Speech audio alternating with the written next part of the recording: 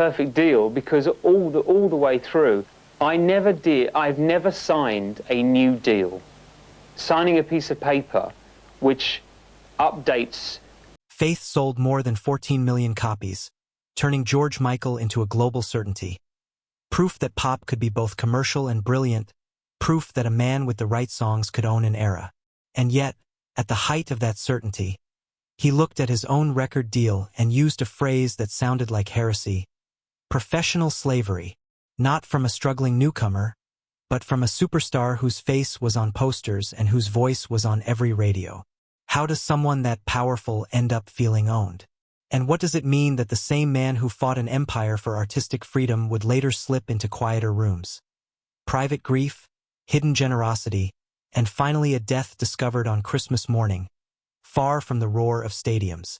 If fame is supposed to be escape, why did it start to look like a contract with no exit? To understand why George Michael could sell millions and still feel trapped, you have to remember what the pop industry looked like when he rose. An era where labels didn't just distribute music, they engineered careers like factories. Wham! Arrived as a bright export, youth packaged with precision, and George learned early that success comes with a price tag you don't see until later. Your image becomes an asset that other people manage. When he went solo, that asset multiplied. Faith wasn't only a hit album. It became a commercial gravity field pulling everything toward it. Touring schedules, promotional obligations, TV appearances, magazine covers, radio rotation, and the invisible rule that the public must always be fed. But George's inner compass was already shifting. He wanted to be taken seriously as a songwriter and producer, not just a symbol of pop perfection, and he wanted time to write, time to disappear, time to grow older without being punished for it. In the late 80s and early 90s, however, time was exactly what the system didn't like giving its biggest earners. Contracts could bind artists to long cycles of delivery and approval, and the bigger the artist, the more expensive the machine around them became, meaning more people depended on the artist staying predictable. That pressure collided with another pressure that was even more personal: the cultural climate around sexuality and privacy. The AIDS crisis reshaped public fear and public cruelty, and tabloids treated LGBTQ lives as spectacle, scandal, or moral drama. For many gay men in that era, privacy was not simply personal preference, it was survival. George learned to split the world: the public self that had to be charming, controlled, safe, and the private self that carried love, desire, and fear in a locked room. That split life can function for a while, but it extracts something each year you maintain it. It makes vulnerability feel dangerous, it makes honesty feel expensive, and it turns intimacy into a high-stakes decision. This is why his relationships, Anselmo Felipa, later the long domestic chapter with Kenny Goss, and the complicated later period that would be discussed around Fadi Fawaz, are not just romantic footnotes. They're evidence of a man searching for a home that fame couldn't provide. And then there is the end point that gives the entire narrative its shadow: George's death on Christmas morning, officially tied to heart conditions. A quiet conclusion to a life that once sounded like thunder. The question for the viewer isn't, how did he fall? The question is structural. What does an industry built on constant visibility do to a person whose safety depends on boundaries? And if you spend decades learning that control equals survival, control over image, schedule, narrative, what happens when you try to reclaim that control from the most powerful company in your world? That's where the phrase professional slavery stops being a headline and becomes a diagnosis of an era. The Sony battle did not begin in a courtroom. It began inside the slow psychological shift that happens when a person realizes the role they play for the world is starting to swallow the person they actually are. George's childhood already trained him in negotiation between cultures, between expectations, between the need to be accepted and the need to be himself. So when fame arrived, he instinctively learned the rules quickly. Wham! Was built on speed. Fast songs, fast smiles, fast headlines, fast success. But inside that speed, George was already a craftsman, a perfectionist, a producer who cared about how a record sounded in the dark when nobody was watching. That mismatch between the market's desire for simple consumption and his desire for serious artistry became the first invisible fracture. When he went solo and detonated with Faith, the fracture widened. The public saw freedom, the industry saw leverage. The album's scale didn't just elevate him. It made him indispensable to the machine, and when you become indispensable, the machine starts to assume ownership. In practical terms, that ownership shows up as deadlines, approval chains, marketing strategies, and the subtle intimidation of momentum. The idea that if you slow down, you will be replaced, forgotten, left behind. George wanted to slow down precisely because he wanted to grow up. He wanted to write songs that weren't just poster music. He wanted to change. But change is risky in pop because it threatens the product people think they bought when they bought your earlier version. So the first deep cause is this: George was trying to evolve inside a system that profits from freezing you in time. The second deep cause is the emotional cost of living split. In an era that punished openness, George's privacy wasn't vanity. It was armor. Yet armor has weight. It makes you strong in public and tired in private. It trains you to manage risk instead of seeking intimacy. It encourages you to treat love like a secret you must protect rather than a life you can share. That's why Anselmo Felipe matters not as tabloid romance, but as a turning point in the architecture of George's inner world. Anselmo represented a future where George could be ordinary, where the most important room wasn't a stadium but a home. And then that future collapsed. Loss does two things at once. It breaks you and it reorganizes your priorities. After Anselmo, the desire for control becomes sharper because grief teaches you how quickly life can be stolen. If you cannot control death, you try to control everything else. Your schedule, your image, your contracts, your narrative. That control-seeking is not greed. It is self-defense. It's also a trap because the more you control, the smaller your world becomes. Now the third deep cause: corporate power and the illusion of negotiation. When George challenged Sony, he wasn't simply arguing about marketing. He was arguing about ownership of self. His phrase, professional slavery, was designed to shock because the public needed a metaphor to understand a reality that is usually invisible. Contracts can function like cages when the artist's primary asset is time and identity. Even if you're paid well, the cage is still a cage if you can't step out when your body and mind need air. The industry often frames these deals as opportunity. We invested in you. But for the artist, that investment can become debt, and debt becomes control. George's lawsuit, in essence, tried to rebalance that control. He wanted to be able to choose his pace, choose how he presented himself, choose how his art moved into the world.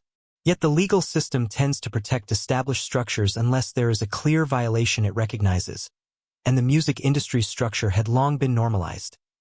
Labels own masters, dictate release cycles, and manage the economic ecosystem around an artist. When George lost, it wasn't only a legal defeat. It was a psychological verdict that said, even at the top, the system can outlast you. That verdict is corrosive because it turns hope into caution. It teaches an artist that speaking up is expensive, and that the cost may include time, momentum, and public humiliation. This is where the fourth deep cause enters: the public narrative machine. George didn't just fight Sony. He fought the cultural tendency to turn a person into a story that sells. And the more famous you are, the more stories get written without you. The media doesn't need your permission to define you. It only needs an audience. That means every conflict you have becomes content for people who have no stake in your well-being. The pressure of that environment can push an artist toward defiance, toward withdrawal, or toward carefully staged reinvention. George tried all three at different times. But each strategy comes with side effects. Defiance keeps your dignity, but it invites scrutiny. Withdrawal protects your peace, but it increases isolation. Reinvention can save your art, but it can leave your personal life fragile because constant adaptation is exhausting. The fifth deep cause, then, is cumulative exhaustion, the slow wearing down of a person who is never allowed to simply be ordinary. This is where scandal, handled carefully without lurid detail, fits into the logic. In a culture hungry for shame, a single public incident can become a permanent lens. George's response, turning humiliation into a kind of artistic counterpunch, refusing to let the system own the meaning of what happened, showed his intelligence and resilience. But resilience can become a mask.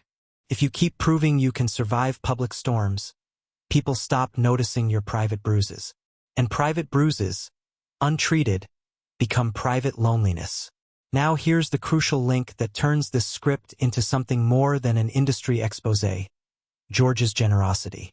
On the surface, hidden charity looks like a separate chapter, a soft human interest contrast to the hard conflict with Sony. But psychologically, it's the same story. Charity becomes one of the few spaces where George could act without being edited, approved, packaged, or monetized. In the music business, even your emotions can become a product. Your heartbreak becomes an album cycle. Your reinvention becomes a marketing narrative. Your authenticity becomes a branding strategy. Hidden charity is different. It's an action that exists even if no one claps. That makes it a rare pocket of freedom. It also explains why he often insisted on anonymity. Anonymity protects the meaning of the act from being converted into public relations. If the world can't attach his name, the world can't buy the story. But anonymity also carries a darker implication. It suggests he believed the public might twist even his kindness, or that praise itself felt unsafe, like another kind of trap. That is a haunting conclusion, because it means George's moral life was being lived under the same defensive architecture as his romantic life. Keep it private to keep it real.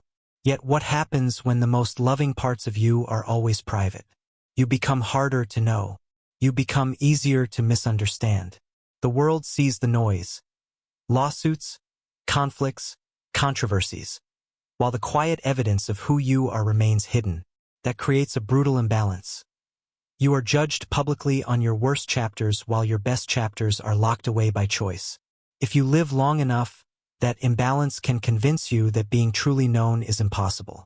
And when being known feels impossible, loneliness stops being a circumstance and becomes a condition. This is why the Sony story is not a niche legal topic. It is a gateway to the central theme of George Michael's life: the pursuit of autonomy in a world that turns people into assets. The lawsuit was an attempt to reclaim time. Time to write, time to heal, time to grieve, time to exist without constant performance. Losing that fight didn't erase his talent, but it likely made his relationship with the public more complicated. It taught him the cost of visibility. It hardened his boundaries. It intensified the sense that freedom must be stolen in small private ways rather than granted in public. And that is how you get to the deepest paradox. A man who sang to millions but lived like someone trying not to be seen. A man who fought for artistic liberty yet felt safer giving his goodness away in silence. A man who could be adored by crowds and still face nights where the only honest witness was a locked door. If the question is, why did he end up lonely? The answer is not one scandal, one lawsuit, or one loss. The answer is an ecosystem. Contracts that value output over health, media that values humiliation over truth, cultural climates that once punished identity, and a personality that responded by building walls strong enough to survive, but perhaps too strong to let anyone truly in. To see why George Michael's Sony war mattered beyond his own career, it helps to place it beside other artists who fought for autonomy, and to notice how the same conflict keeps resurfacing under new names. Prince is the most obvious mirror. He turned contract oppression into a visual symbol, scrawling slave on his face to force the public to confront what the industry usually hides. George chose a different weapon. Where Prince used spectacle, George used legal language, professional slavery, as if he were trying to translate an emotional captivity into terms a judge could recognize. The contrast is revealing. Spectacle can win cultural sympathy faster, but courts tend to protect the stability of existing business models unless there is a clear breach. That's the first international consequence. The law often moves slower than culture, and artists are the ones paying the interest on that delay. Then there's Elton John, another British superstar who survived the same tabloid ecosystem, yet eventually made openness part of his shield, building public stability over time by leaning into visibility rather than running from it. George's path exposes the opposite survival strategy. In an era that could weaponize identity, secrecy can feel safer than truth, even if it quietly starves you of belonging. Neither strategy is a simple right answer. They show how timing and temperament decide which form of safety a person can tolerate. Now widen the frame to the United States. Britney Spears' conservatorship became a global case study in how control can be justified as protection, turning a person's life into an administrative project. George's situation was different, but the mechanism rhymes. Institutions claiming the right to manage you because you are valuable, because you are unstable, because you are profitable, because the system can't afford you to be fully free. And then there's Taylor Swift's modern-era Masters fight, which made a new generation understand ownership not as a technical detail but as identity. Who owns your past? Who profits from it? Who controls how your work is used and framed? George's Sony story sits earlier in that lineage, when the industry's defaults were even harder to challenge, and when the cultural conversation about artist rights had less public vocabulary. That's the second international consequence. George's loss didn't make the problem disappear. It helped define the shape of the problem for everyone who came after. Even when artists win later battles, they often do so in a world whose warnings were written by earlier defeats. Now add the social layer, LGBTQ+ rights and partner protections across time. Today it's easier, though never effortless, to imagine legal recognition as normal. But for much of George's peak era, the safety net around same-sex partners was thinner, and that thinness wasn't only legal, it was psychological. It taught people to be careful with documents, cautious with visibility, defensive with narrative. That matters because celebrity life turns private questions into public disputes. When a star dies, love can become paperwork, grief can become a headline, and ambiguity can become a courtroom. This is why George's story keeps pointing back to the same theme. Control is not merely a business issue. It becomes a survival issue when your identity has historically been treated as scandal. The third consequence is reputational. When an artist loses publicly, especially in a fight framed as ungrateful superstar versus company that made him, the culture can punish them twice. First, by denying them autonomy, and second, by ridiculing them for wanting it. That ridicule has real career costs. It can slow momentum, shift media tone, harden public stereotypes, and make retreat feel like the only way to preserve dignity. And retreat, over years, becomes loneliness. This is the fourth consequence. The private cost of public conflict. Viewers often assume that a legal battle is just business. But for artists, business and self are tangled. Your work is your voice. Your voice is your identity. Your identity is what the world consumes. So when the system tells you your voice is not fully yours, it doesn't just threaten income, it threatens personhood. That threat echoes internationally because it describes the core problem of modern entertainment. The product is the person. The fifth consequence is moral and cultural. When George later chose anonymity in generosity, when stories of his private giving surfaced over time, it didn't contradict the Sony fight. It completed it. Hidden charity is what autonomy looks like when public autonomy fails. If you can't fully control your release schedule, you can at least control the meaning of your kindness. If you can't stop people from writing stories about you, you can at least perform one act that cannot be turned into performance because no one is allowed to know it happened. But the final consequence is the most tragic. A world that only learns the quiet truth after the loud narrative has already hardened. George's story teaches that cultures built on spectacle tend to archive scandal in real time and discover decency too late. And that timing, being understood after you're gone, may be the cruelest kind of captivity of all. The only honest way to talk about solutions in a George Michael story is to admit that talent alone doesn't protect anyone from structural pressure, and money alone doesn't guarantee freedom when the system is designed to monetize time, identity, and narrative. So the first solution has to be contractual and industrial. Earlier, clearer, fairer autonomy for artists. That means independent legal advice that is not paid by the same ecosystem that benefits from the deal, and it means contract terms that treat creative pace as a health necessity rather than a negotiable luxury. If an artist needs to step back, the system should not automatically frame that as betrayal of shareholders or a threat to momentum. The second solution is transparency, because the public rarely understands how much control labels can hold, and ignorance is what makes exploitation look normal. When audiences can see where power sits, ownership of masters, release approvals, marketing obligations, they can evaluate conflicts like George versus Sony with more nuance than ungrateful star. That nuance matters because public opinion can pressure industries in ways courtrooms cannot. The third solution is mental health infrastructure that is real, not ceremonial. For artists, privacy is not merely personal space. It's a resource that gets depleted. Constant exposure functions like chronic stress, and chronic stress distorts relationships, sleep, self-worth, and coping behaviors. If the industry truly values longevity, it needs frameworks that normalize therapy, confidential support, and protected time off, especially after major losses, major tours, or major public storms. The fourth solution sits with media ethics and audience maturity. There is a difference between curiosity and entitlement. George's era was trained to treat closetedness as a puzzle to solve, to treat shame as entertainment, and to treat gotcha moments as proof of truth. A healthier culture would recognize a boundary. Loving an artist's work does not purchase access to their private pain. If we want fewer legends who retreat behind walls, we have to stop paying for the wall building with clicks. The fifth solution is legal and social recognition, especially around partnership and legacy for LGBTQ+ lives. The clearer the protections, the less fear people carry into adulthood about being erased, doubted, or displaced when crises happen. That doesn't guarantee happiness, but it reduces the incentive to live defensively, and defensive living is one of the roots of loneliness. Finally, there is the personal level lesson that the story keeps whispering beneath the headlines.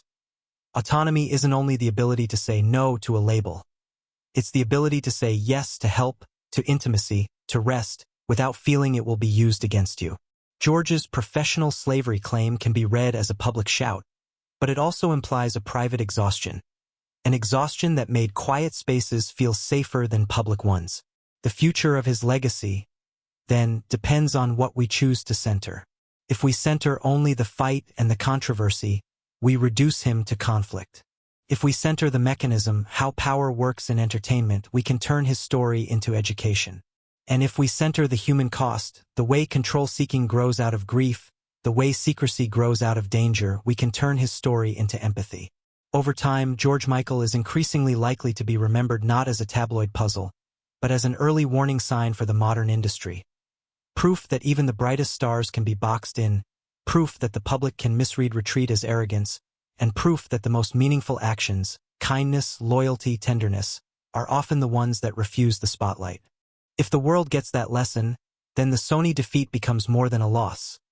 It becomes part of a longer arc that helps later artists negotiate freedom earlier, and helps audiences recognize that behind every brand, there is a nervous system, a private life, and a finite supply of trust. The Sony lawsuit is usually remembered as a headline, George Michael versus a corporate giant, but the deeper truth is that it was a confession. A man with stadium-level success looked at the structure holding him up and realized it was also holding him down. He used the most explosive language he could, professional slavery, because he needed the world to feel, even for a second, what it's like to be priceless and powerless at the same time. And when the legal fight didn't set him free, his freedom didn't disappear. It just moved into smaller rooms. The right to vanish, the right to protect his private heart, the right to do good without being turned into a marketing story. But there's no clean ending to that kind of life. The same walls that keep you safe can keep you alone. The same control that protects your art can slowly shrink your world. George Michael's story is not a sermon about fame being evil. It's a warning about incentives.